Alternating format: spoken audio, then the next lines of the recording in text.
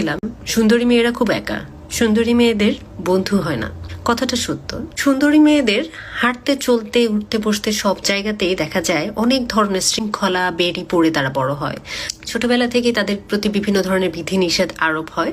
সুন্দরী মেয়েদের যে সকল মেয়ে বন্ধুর সাথে বন্ধুত্ব হয়, দেখা যায় এক পর্যায়ে যে সেটা জেলাসিতে রূপ নেয়।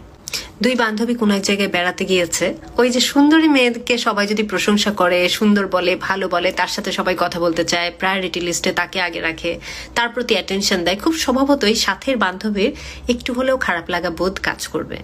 দুই বন্ধু সমসাময়িক, একই বয়সী, একই জায়গায় পড়াশোনা করে, তারপরেও যখন একটা এক্সট্রা প্রেফারেন্স তার বান্ধবীকে বরাবর সব জায়গাতেই দেওয়া হবে, এটা তার ভালো লাগার বিষয় না।